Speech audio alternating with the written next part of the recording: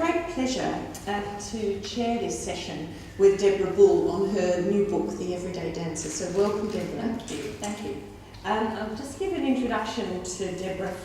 Some of you may know of her, but Deborah Bull is currently the creative director of the Royal Opera House. However, she's well known, perhaps most, as a dancer, writer and broadcaster. Having wanted to be a dancer from early childhood, she won a scholarship to the Royal Ballet School and was invited to join the Royal Ballet Company in 1981. Her prestigious career with the Royal Ballet included attaining principal status in 1992 and dancing major roles both here and when touring abroad. Her leading roles in the classics have included Odette Odile from Swan Lake, Aurora in Sleeping Beauty, and Kitri from Don Quixote. But she's also excelled in roles created by modern and contemporary ballet choreographers, including Kenneth Macmillan, Wayne McGregor, Glenn Tetley, and Twyla Tharp. She was nominated for an Olivier Award in 1996 for her outstanding achievement in dance for her performance in Step Text, the intricately poised choreography of William Forsythe, and I wish I'd seen you dancing it. While still working with the Royal Ballet, she began lecturing and broadcasting on the arts, and in 1996 gave the Arts Council annual lecture on the controversial topic of arts patronage. Today, however, we are going to focus on her contribution as a writer about dance, ballet and dancing.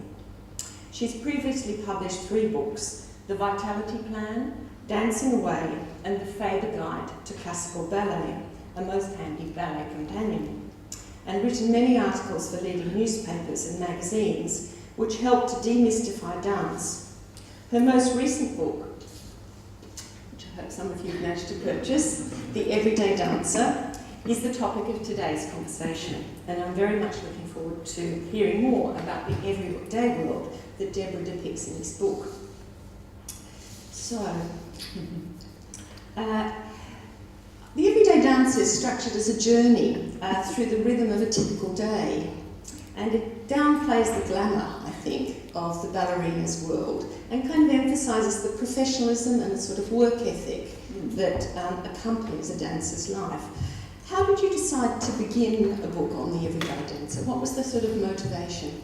I think it really goes back to a previous book I wrote called Dancing Away, which truly was a journal. It was the journal of the year when the Royal Ballet was on the road while the Royal Opera House was being rebuilt.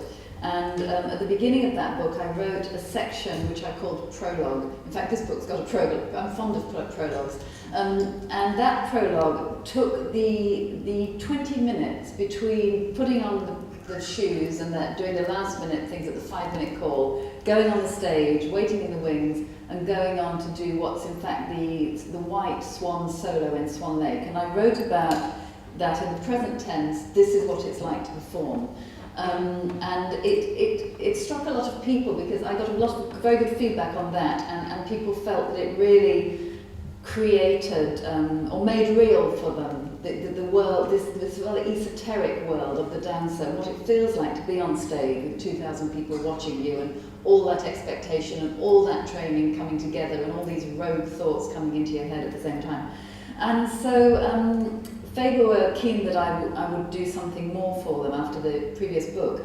And I've always been frustrated by how inaccurate the portrayal of dance is. Sometimes with good intention, sometimes just because things have changed. I mean, I'm sure Deborah was accurate, but it's changed. Red Shoes may well have been accurate, I'm afraid. Black Swan was not accurate. And I've been very frustrated by how hard it is on film to be accurate about dance. Even my own programs about dance, you have to compromise so much on film. What you can't really portray is this duration, this everydayness, this repetition, this doing it day in, day out for 10 years to create the dancing body. But I think words, you can do that. Words are more powerful, I think, than visual images, which is a strange thing for a dancer to say. So it was really a combination of wanting to set the record straight and wanting to build on what I'd already done. But I think probably the third thing was, I think the real world of what we do is more interesting than that nonsense that gets talked about. I really do. I think it's a fascinating world. It has all sorts of oddities you would never imagine about how we prepare our shoes and how we glue our wigs on, and why we stand at the bar with the left hand first. All of these kind of things. So I think it's a fascinating world, and this is just my attempt to get it all down there. So the stage manager steps out from her place in the prompt corner and calls, "Beginners, please." It's 25 minutes past 7.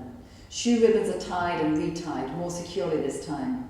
A young soloist asks stage management to put out a call for wigs. Her hair doesn't feel quite safe. The company director and the teachers drift off to take their seats in the auditorium. Another night, another show. They watch them all. The assistant stage manager collects the conductor to take him down to the pit. "Conductor going down." The oboe's tuning A sounds out, and the other players fall into line until a single massed note swells sweetly over the pit. The conductor enters the pit and the audience acknowledges his arrival with a polite burst of applause. He shakes the leader's hand, settles his score, and raises his baton.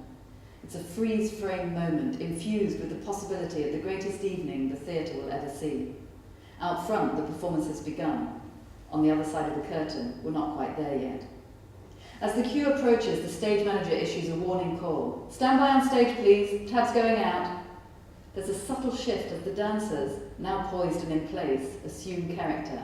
Arms mid-gesture, heads and eyes suddenly alert. They're a living tableau that will activate the minute the curtains part. "Go, Tabs!" A fleeting metallic jingle, like coins jiggled in a pocket as heavy-duty steel wires take up the tension through 100 metal rings, and then the whoosh of an implosion as up they go. The auditorium is flooded with light from the stage. The curtain is up.